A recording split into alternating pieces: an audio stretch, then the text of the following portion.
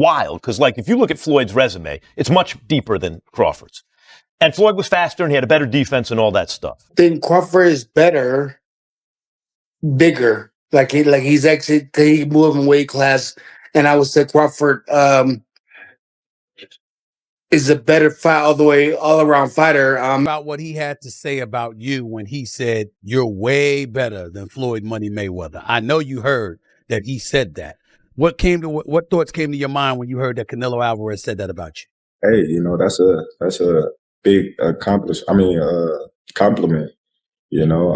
He's been in the ring with both of us, so he would know, from. Had a great fifth round, and Terence Crawford knew he had to make a stand in this sixth round. That shot got Canelo's attention as Crawford's back was against the ropes. It's a good shot from Crawford, and that shot and that exchange allowed him to box. When the microphones are on and the lights are glaring down at a podium, boxing usually gives us scripted trash talk. We are used to seeing fighters push each other for the cameras, say their rehearsed lines to sell pay-per-views, and then shake hands when the paychecks hit the bank account. What happened when Terence Bud Crawford and Floyd Money Mayweather locked eyes at that microphone wasn't scripted. It wasn't for promotion, and it certainly wasn't for show. This was decades of suppressed ego, generational pride, and pure, unfiltered disrespect exploding in front of a stunned room of journalists who forgot to even type on their laptops. When the word was uttered, sign the contract, B*TCH. The entire room froze. On one side stood Floyd Mayweather Jr., the undefeated cash cow who rebuilt the entire business model of modern boxing, boasting a 50-0 record and a crown he believes is permanently glued to his head.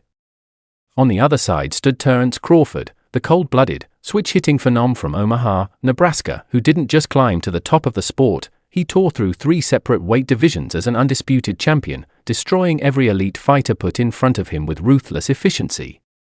For years, Floyd looked down on the current era from his throne, dropping subtle jabs, minimizing Crawford's achievements, and claiming nobody in today's game could touch the ghosts of his past. But Bud Crawford isn't a fighter who plays the reverence game. He doesn't bow to icons, he doesn't respect old records, and he sure as hell doesn't let another man diminish his greatness. When these two alpha mentalities collided under the hot lights, the atmosphere didn't just turn tense, it became volatile. This wasn't just an argument about a hypothetical fight, it was a battle for the soul of boxing greatness. Who really owns this era? Is Floyd truly untouched, or did Terence Crawford just pull the curtain back on the biggest ego in combat sports history?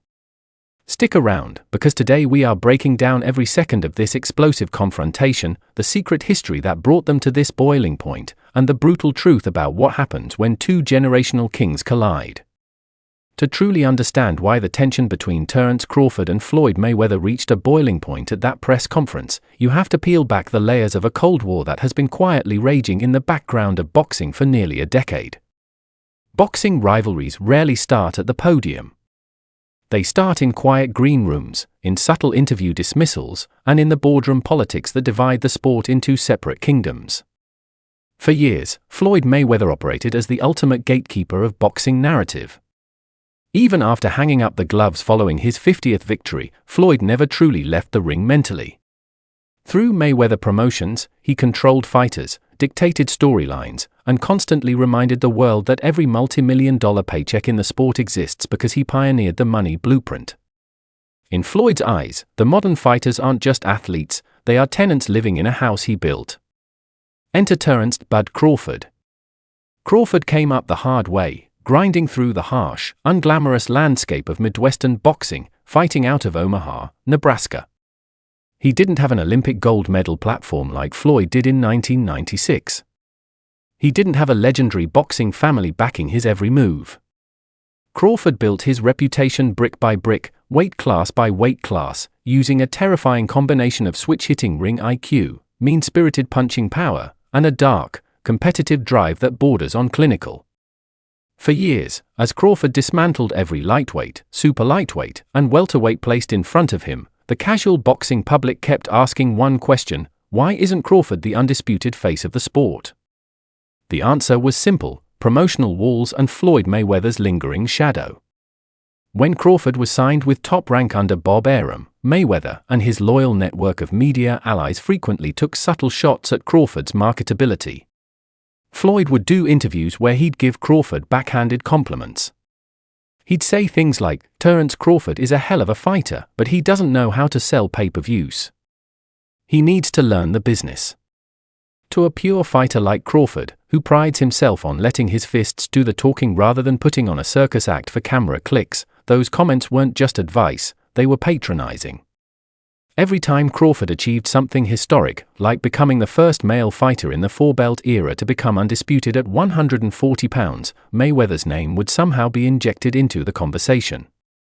Media members would ask Floyd if Crawford could match his legacy, and Floyd would immediately dismiss it, bringing up his own pay-per-view records, his tax brackets, and the names on his resume. If you can, compare and contrast the fight between yourself and Floyd Mayweather Jr. and tonight's bout with Terence "Bud" Crawford, if you can. No, I think Crawford is way better than Floyd Mayweather. Even the fact that his coach said that, he felt like I couldn't hurt Canelo with anything, and Canelo can hurt me with everything. So I think, they put that in his head. And then when he got in there, he was like, whoa, they lied to me. This dude can punch. The resentment on Crawford's side began to simmer. Bud watched as Mayweather shielded his own stable of fighters, like Gervonta "Tank" Davis, keeping them away from potential superfights or high-risk matchups. Crawford felt that Floyd was using his promotional power to manipulate the sport, protecting records while throwing shade at real fighters who were taking actual risks. Things took a sharper turn when Crawford freed himself from his long-time promotional contracts and became a true free agent. Suddenly, Bud had complete control over his destiny. He proved every critic wrong by orchestrating the masterclass demolition of Errol Spence Jr. to become the undisputed welterweight champion of the world. Spence, a prized crown jewel associated with Al Heyman's premier boxing champions, a network tightly linked with Mayweather's circle, was supposed to be the guy who finally exposed Crawford. Instead, Crawford put on a performance so dominant, so terrifying, that it sent shockwaves through the entire industry. He dropped Spence 3 times, stopped him in the 9th round, and barely took a clean punch in return. The boxing world erupted. Headlines everywhere began reading, "Is Terence Crawford better than prime Floyd Mayweather?" That comparison was the catalyst. Floyd could handle other fighters making money. He could handle fighters getting belts. But the one thing Floyd Money and Mayweather cannot tolerate is the suggestion that someone else in his era, or the era immediately following him, possesses a higher level of pure, unadulterated ring mastery. Floyd started popping up at more media events. He started doing spontaneous interviews, reminding everyone of his 50-0 record, and dropping subtle jabs about Crawford's age and opposition. Crawford, never one to let disrespect slide, fired back on social media and in live streams, calling Floyd an old hater who couldn't stand seeing the new generation outshine his past achievements. The sparks had been striking for years, but both men were smart enough to know that a spark in boxing is just talk until you put 2 men in the same room with live microphones. Which brings us directly to the fateful press conference where all that suppressed animosity finally boiled over into an absolute scene. The room was packed to maximum capacity.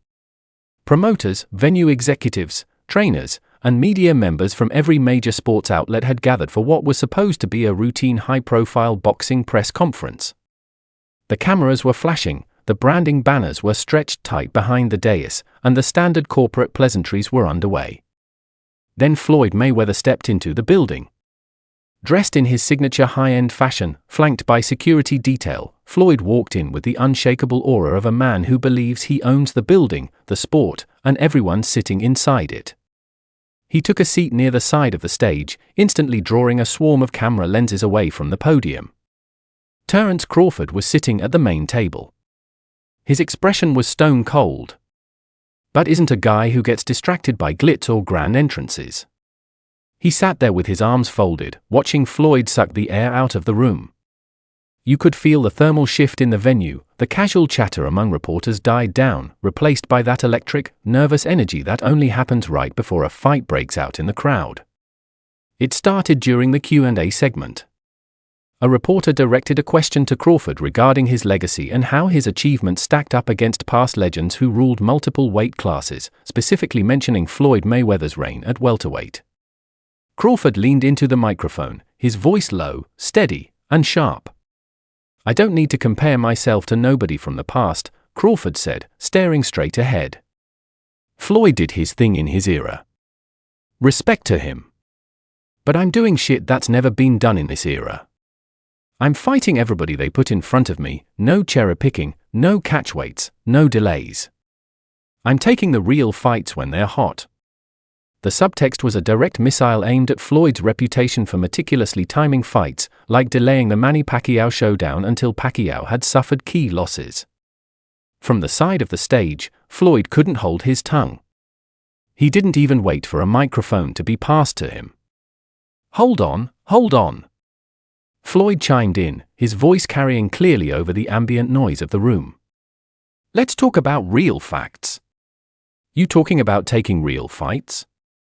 I beat more world champions than anybody sitting on that stage. 50-0. Check the bank account, check the pay-per-view records, check the Hall of Fame. You gotta generate 50 million on a night before you put your name in the same sentence as Floyd or Money or Mayweather." The room went dead silent. Reporters held up their phones, recording every frame. Crawford slowly turned his head toward Floyd. He didn't jump up. He didn't yell immediately.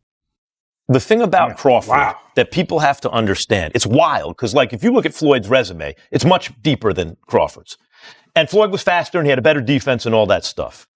But Floyd picked and chose when he fought guys, especially once he left lightweight. He wiped out the junior lights, bring him.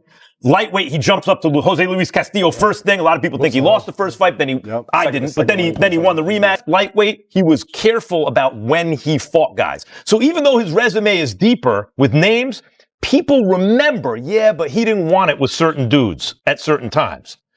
Crawford, we all witnessed, even though the resume is thin in certain ways, he wanted it with everyone the whole time. That makes a difference to people. Let me ask you this.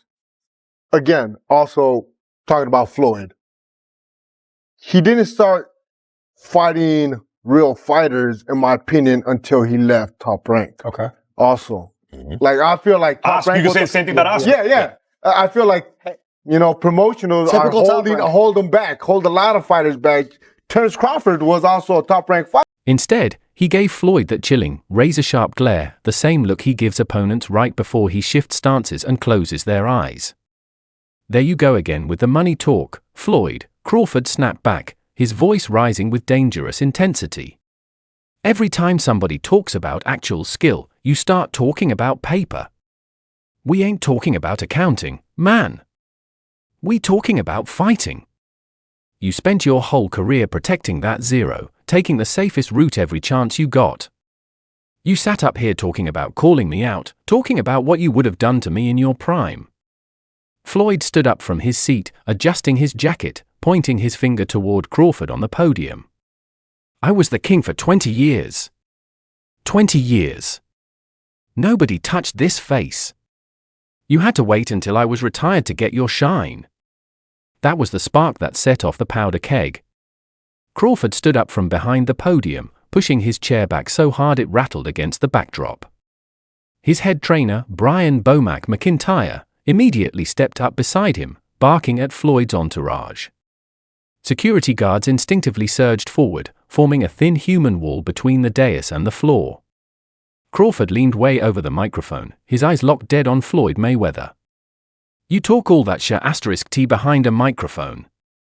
Crawford roared, his voice echoing through the acoustics of the hall. "You want to talk about what you would do? Stop hiding behind exhibitions and old man talk.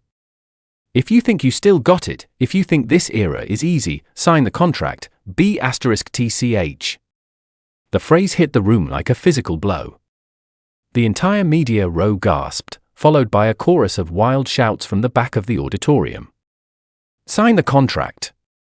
Crawford shouted again, pointing directly at Floyd's chest. "You got all the money in the world, but you can't buy the fact that every real boxing fan knows you don't want no part of this. You can't run from me in this room. Floyd was visually rattled.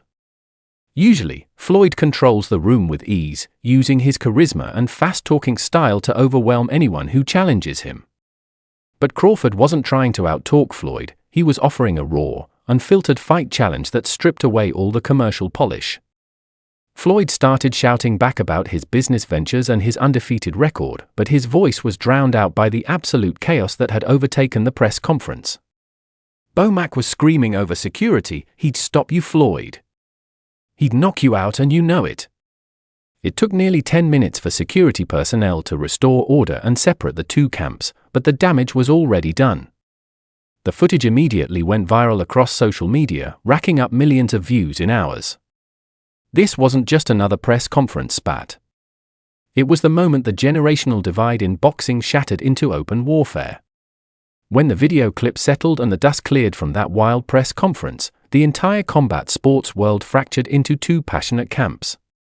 This was no longer just about two guys shouting at a press event, it transformed into an all-out philosophical debate over who truly represents the highest peak of modern boxing. And then, someone dropped a quote that turned the flame into a nuclear explosion. That someone was Canelo Alvarez. To understand why Canelo's voice carried the force of a wrecking ball in this argument, you have to look at his unique position in boxing history. Canelo Alvarez is the only fighter on earth who has stepped into a professional ring with both Floyd Mayweather Jr. and Terence Crawford. Back in 2013, a 23-year-old Canelo fought a prime-to-late money's Mayweather in one of the biggest pay-per-view events in history. Mayweather gave Canelo a masterclass in defensive box and move tactics, outpointing the young Mexican star over 12 rounds. Years later, in a historic mega-fight that shocked the world, Terence Crawford dared to jump up 2 whole weight classes to challenge Canelo for the undisputed super middleweight crown. When Crawford systematically dismantled Canelo, using superior footwork, sharp counterpunching, and unbelievable ring generalship, the boxing world was left speechlessly watching history unfold. At his post-fight press conference, a humbled Canelo was asked the question every boxing analyst was dying to hear: who was harder to deal with? Who is the better fighter between Floyd Mayweather and Terence Crawford? Canelo didn't hesitate. He looked right into the reporter's cameras and said words that sent shockwaves directly to Floyd's ego: "Crawford deserves all the credit. I tried my best, but I couldn't figure out his style. He had everything. I think Crawford is way better than Floyd Mayweather." Let that sink in.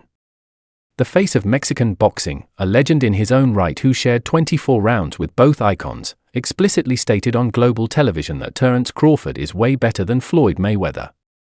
Mastered the art of knowing when to fight somebody and when not to fight somebody. I mean, that he's the best in that game. He's the best in, making money and making all the, the huge fights happen. But why? Because he was timing every single one of them. He never fought nobody really in their prime. He always after junior lightweight. Junior lightweight, he did. 100%. So we all wanted to So he changed the game in the worst way possible. You're right. Everybody's trying to protect their own. I had to break that, right? With Tank. I made sure we made you that. broke the That was real. He's better, bigger. He's actually he moved in weight class, and I would say Crawford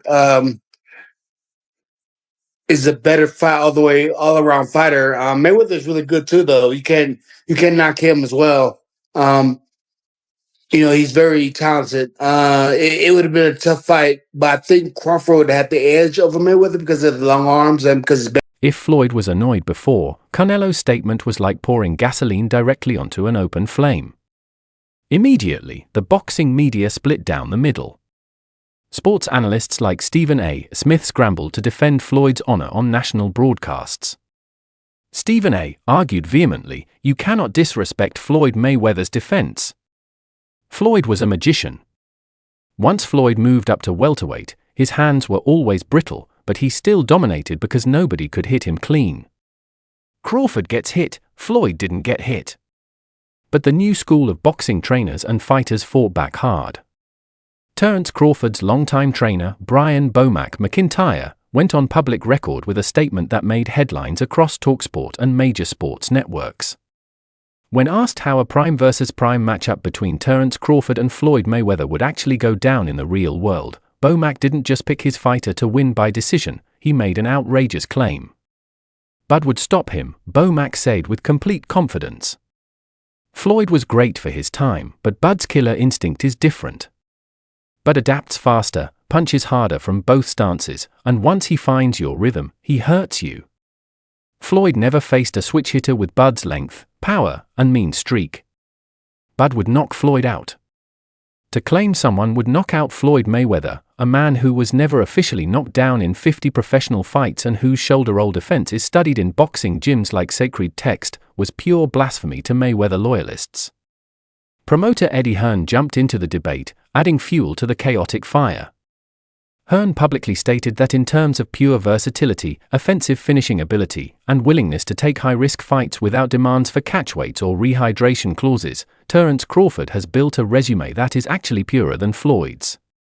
Meanwhile, Oscar de la Hoya, who has no love lost for either Floyd or Canelo, chimed in on social media with his own spicy takes, mocking Floyd's ego and accusing him of being terrified of the legacy Crawford was cementing. The narrative had completely transformed. What began as a press conference argument was now an existential debate about what we value more in boxing. Do we value the flawless, unblemished 50-0 business mastery of Floyd Mayweather, who minimized damage and dominated the commercial side of the sport? Or do we value the ruthless, multi-division destructive takeover of Terence Crawford, who seeks out the biggest, hardest fights available and finishes his opponents with terrifying conviction? As the boxing community picked its sides, one giant question remained hanging in the air like a heavy fog. When you strip away all the press conference drama, the shouting matches, the social media clips, and the promotional posturing, you are left with the purest, most fascinating question in modern combat sports history: if prime Terence Bud Crawford and prime Floyd Money Mayweather walked into a locked ring at 147 pounds with no excuses, who actually wins the fight? Let's break down this mythical matchup like real boxing purists. First, consider Floyd Mayweather at his absolute peak at welterweight. We are talking about the version of Floyd that dismantled Diego Corrales at 130, dominated Arturo Gatti at 140, and outthought Shane Mosley, Miguel Cotto, and Manny Pacquiao at 147 and 154. Floyd possessed an elite defensive reaction time, a jab to the body that dictated the distance, and the legendary Philly shell shoulder roll defense that rendered traditional orthodox jab-cross combinations completely useless. Floyd's ring IQ allowed him to download an opponent's patterns within 3 rounds, adjust his timing, and turn the rest of the fight into a frustrating, masterclass exhibition where his opponent hit nothing but elbows and air.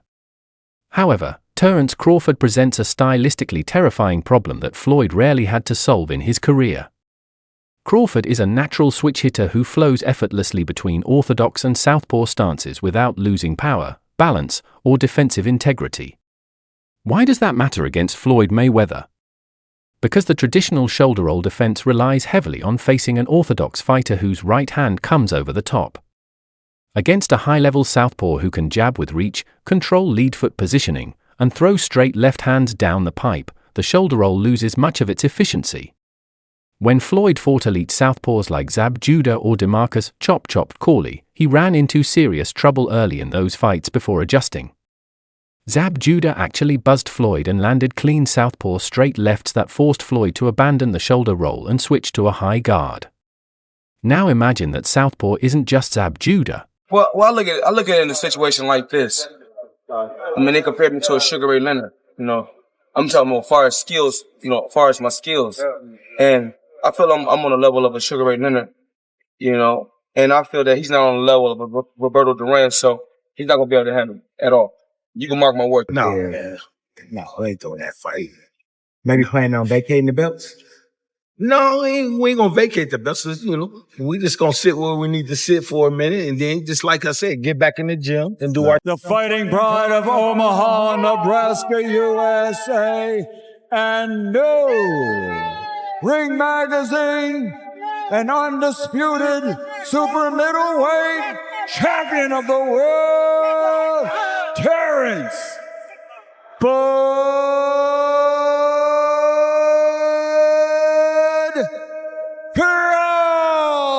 Imagine that southpaw is Terence Crawford, a fighter with a massive 74-inch reach, devastating power in both hands, a mean streak that makes him hunt for blood the moment he sees an opponent hesitate, and a ring IQ that matches Floyd's move for move.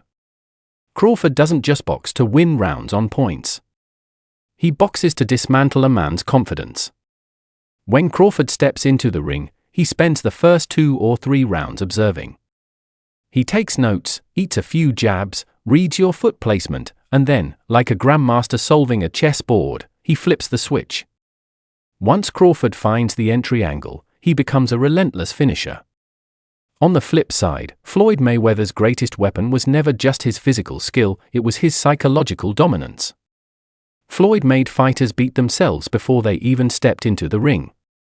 He controlled the tempo, made opponents feel like they were fighting underwater, and lured them into overextending so he could land his signature lead right hand. In a head-to-head battle between Prime Floyd and Prime Bud, you are looking at the ultimate clash of ring intelligence. Floyd would try to keep Crawford at range with the lead jab, forcing Bud to lead and counter-punching over his guard. Crawford would constantly shift stances, using lead foot placement to trap Floyd's shoulder roll and forcing Floyd into exchanges against the ropes, the exact place where Crawford's physical strength and short inside hooks excel. That is why the argument at the press conference struck such a deep nerve. Floyd Mayweather knows that Terence Crawford isn't just another contender. He knows Crawford represents the evolution of the very style Floyd perfected. Crawford took the defensive awareness and counter-punching accuracy of the past, added lethal switch-hitting capability, and combined it with an aggressive, mean-spirited finishing mentality that boxing fans haven't seen since the days of Marvin Hagler or Sugar Ray Leonard. When Crawford leaned over that microphone and yelled, "Sign the contract, B*TCH, it wasn't just a heat-of-the-moment insult. It was a challenge to the old guard. It was Crawford telling Floyd, and the rest of the world, that eras change, records are meant to be broken, and true greatness isn't measured by how much money you save or how carefully you manage your record. True greatness is measured by who you stand in front of when the whole world is watching, and whether you have the guts to put it all on the line." Floyd Mayweather will forever remain an undisputed titan of the sport, a business genius, and a defensive legend whose 50-0 record stands as a fortress in boxing history. But as Terence Crawford continues to march through divisions, conquering undisputed titles that no man has ever captured before, the shadow he casts over Floyd's legacy grows longer with every single fight. Whether that contract ever gets signed in a dream universe or remains forever locked in the vault of boxing hypothetical debates, one thing is now undeniable: the debate over who truly owns the crown between Terence Crawford and Floyd Mayweather is far from over. Now I want to hear from you down in the comments below. If Prime Floyd Mayweather and Prime Terence Crawford met at 147 pounds, who walks away with their hand raised? Do you side with Canelo and BoMac that Bud is just too complete, or does Floyd's masterclass defense prove too much once again? Drop your thoughts below, hit that like button, and don't forget to subscribe for more deep dive boxing breakdowns. Until next time, stay sharp.